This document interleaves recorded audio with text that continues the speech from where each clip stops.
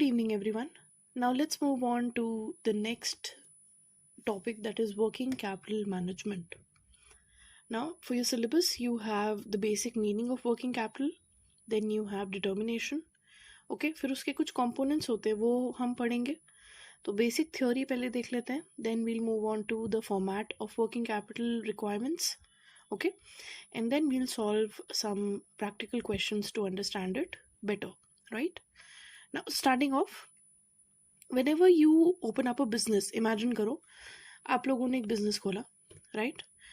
Now, for the purpose of your business, you need some funds, है ना. बिना आपके कैपिटल के, बिना कुछ फंड्स के आप क्या नहीं कर सकते हैं, बिजनेस नहीं कर सकते, right? So your funds are categorized into two, say, subcategories. One is your long-term fund, right? And the other one is your short-term fund. आपका जो long-term fund है, ये किस चीज़ के लिए यूज़ होता है?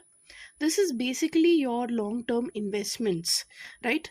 Say investment in your assets, जो भी आपकी assets होती हैं, land, building. आपने chocolate factory खोली तो आपकी जो machinery होगी, राइट, जो आप जिससे वो सब चीज़ें प्रोड्यूस करेंगे फैक्ट्री में, all of those things you purchase with your long term funds. And the other one is your short term finance या short term funds, basically for day to day expenditure for your business. जैसे कि अगर आप अपने कुछ raw material ला रहे हैं factory में, right, so the cost of this raw material, then the transportation charges, if you are paying some salaries or wages to the workers there, laborers, right, उसके लिए आपको कुछ पैसे लगेंगे. then say आप कुछ overhead expenses pay कर रहे हैं, उसके लिए आपको कुछ पैसे लगेंगे. for some miscellaneous expenses you'll need money. all of these expenses fall under the category of, or you pay these from your short term funds. okay, this is nothing but your working capital, जो day to day basis पे एक particular company को लगता है, एक business unit को लगता है अपना बिजनेस चलाने के लिए, उसको आप क्या बोलते हैं, working capital, right. Now working capital is basically divided into two sub parts. One is your gross working capital and the other one is your net working capital. Talking about gross working capital, ये basically होता क्या है? This is nothing but investment in your current assets. Now if you remember, हमने ratios में भी पढ़ा था, working capital is nothing but current assets minus your current liabilities. This working capital should be such that it is, or you're able to pay off your current liabilities with your assets. ठीक है, तो current assets are nothing but anything which can be, say, converted to cash, okay, in the near future. आप जिसको तुरंत अपने cash में convert कर सकते हैं वो सारी आपकी करंट एसेट्स होती हैं, जैसे कि say your debtors, right, then your stock, your marketable securities, all of these are your current assets. So these should be such that you are able to pay off your current liabilities. okay, तो working capital का balance होना एक company में, एक business में बहुत ज़्यादा important होता है from this point of view, right. So talking about your gross working capital, this is nothing but आपकी जितनी भी करंट असेट्स हैं, inclusive of your marketable securities, your debtors, your bills receivable, so on and so forth, right. And then when you talk about net working capital, ये net working capital क्या है? This is your actual working capital, current assets minus your current liabilities. ठीक है, so this is the concept of gross and net. Now moving on, as discussed, a business should always try to maintain adequate level of working capital. ठीक है, अब क्यों, what exactly is the reason behind this? See, अगर आपके पास access working capital है, से company को सिर्फ 10,000 रुपये लगते हैं as it's working capital, but आपने क्या किया हुआ है, आपने यहाँ पे फंड्स जो रखे हुए हैं अपने वर्किंग कैपिटल के लिए वो हैं 20,000. Now see what is happening, यहाँ पे हो क्या रहा है, आपने 10,000 रुपीज़ अपने वर्किंग कैपिटल के लिए जो निकाल के रखे हैं, ये कंपनी के पास आइडल फंड्स पड़े हैं. ओके, अब ये जो आइडल फंड्स हैं, these could have been invested somewhere else, right. ये अगर आप कहीं और इन्वेस्ट कर देते तो इस पे आपको रिटर्न्स मिल जाते कुछ, ठीक है, या फिर अपने बिजनेस में ही वापस लगा देते, राइट, तो उस पर कुछ प्रॉफिट्स हो जाते.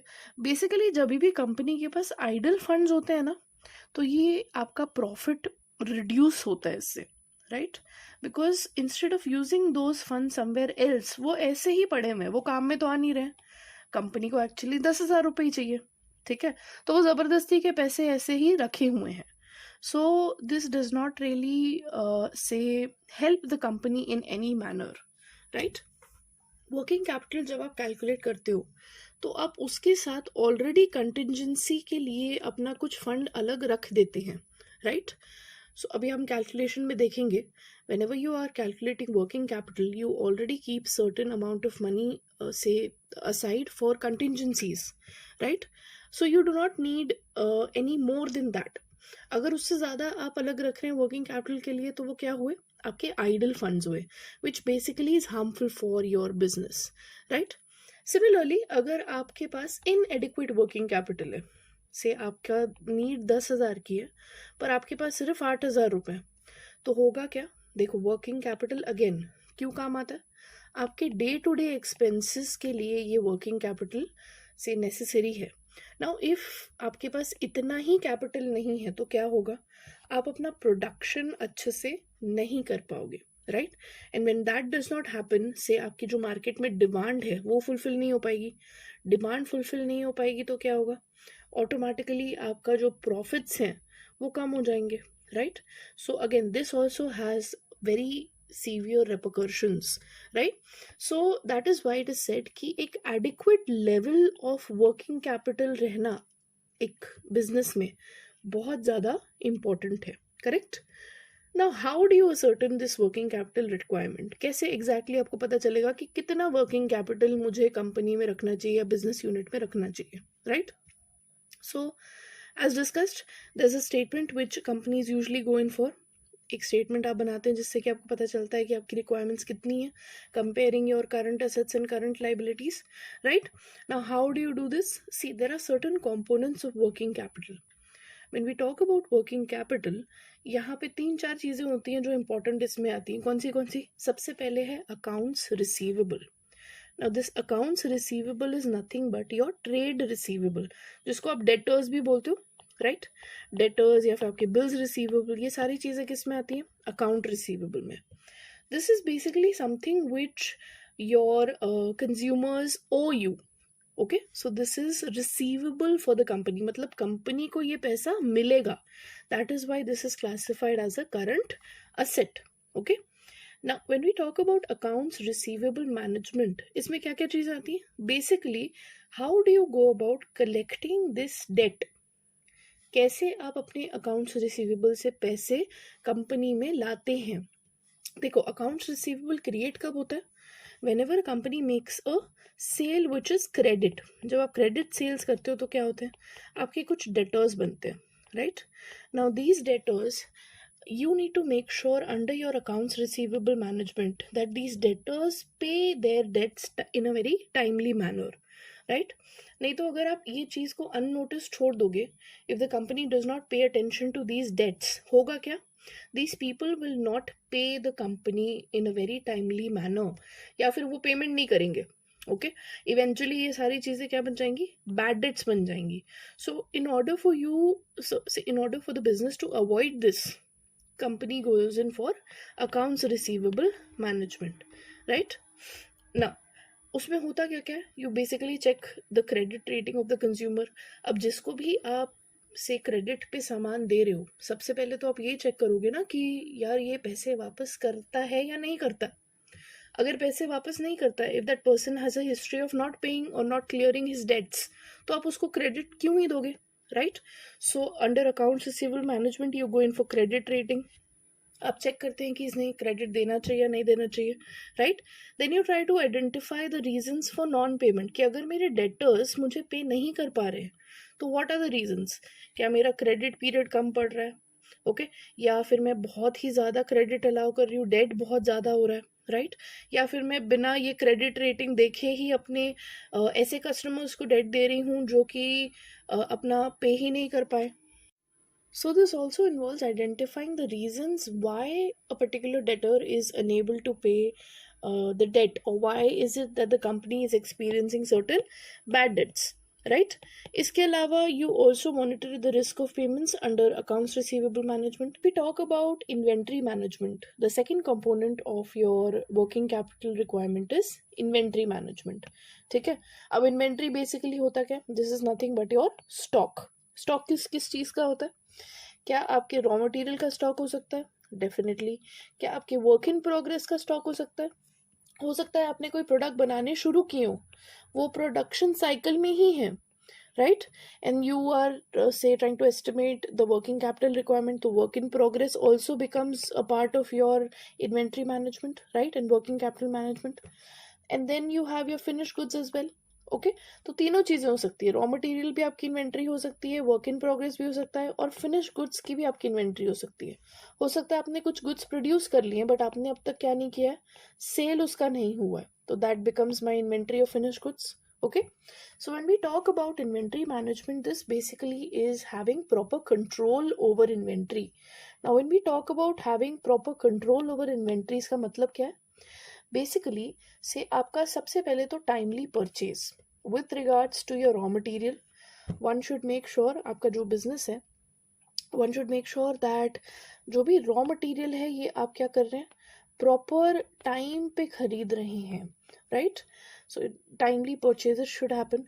For this particular reason, it is very important that the minimum levels of inventory, maximum levels, reorder levels, ये सारे levels क्या किए जाए, प्रॉपरली असर्टेन किए जाए, ताकि क्या ना हो, आपका प्रोडक्शन ना रुके, राइट?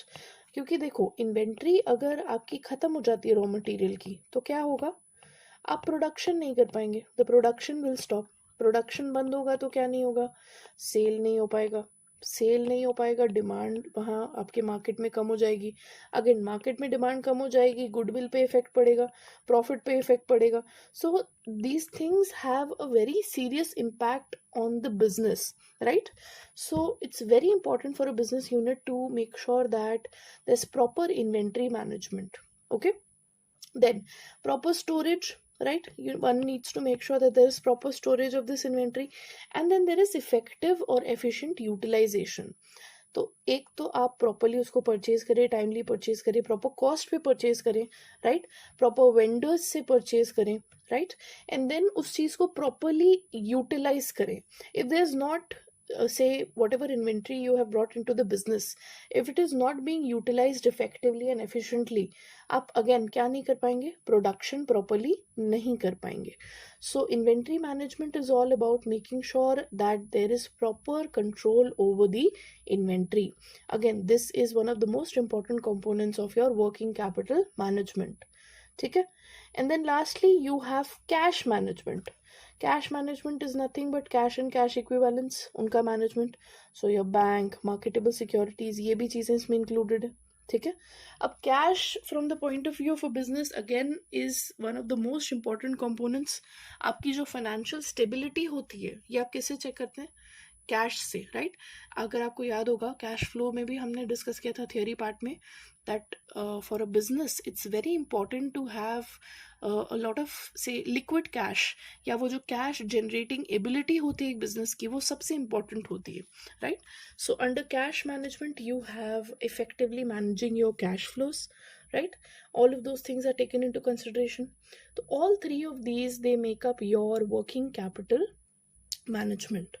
ठीक है. तो तीन कंपोनेंट्स कौन से, एक तो कैश मैनेजमेंट है, दूसरा इन्वेंट्री मैनेजमेंट है, एंड तीसरा अकाउंट्स रिसीवेबल मैनेजमेंट, राइट?